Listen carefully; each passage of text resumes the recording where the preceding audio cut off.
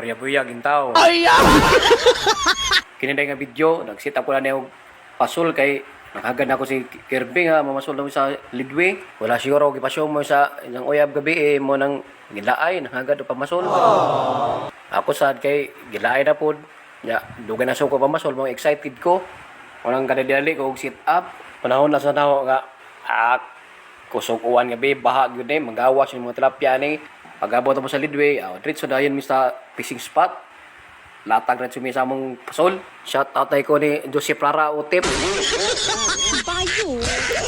Kining dapita na mali na fishing spot kay pertig yung laaya sa among fishing spot nga atuan. Wag yung nandog. Kini nga fishing spot landong ni unya nindot pag background. Una-una nako makakuha lang gyud mi aning dapita. Relax ra kayo isaw, murag butakal nga nakahumol sa anay. Pero sa tinawd lang kanang nasa fishnet, halos iya nang kuha tanan. Grabe. Ato pagpakpakan kay agi pasalamat niya kay aron di ta mabuntas. Iya ra yung pasol halos duolon sa mga isda. Ang galing, ang galing. Pero ako si Justin og si Bodadat, sige ra mi paabot wa jo din tayo manandog.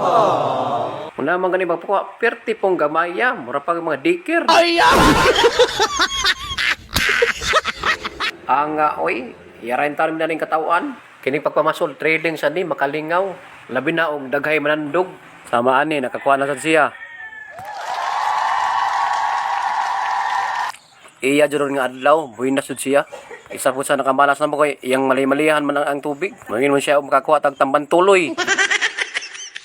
Basta mga isda sa tabang, di gyud ta maghisut-hisut og isda sa dagat kay sigurado malason gyud ta dana, gyud ta makakuha. Mura mo ta na og baliwon. Hindi totoo yan. Bola lang yan. Tinood na oy, bisan pagkinsa pa yung pangutan noon. Nindot ra ba kayo background, murag na si Lalay nagpuyo ani. Pagkatataon, nang hipos sa mga gamit kay hapon na pud nya. Wa jud mi kuha. Ang nauna, bawi na lang ta sunod. Sunod pa masol.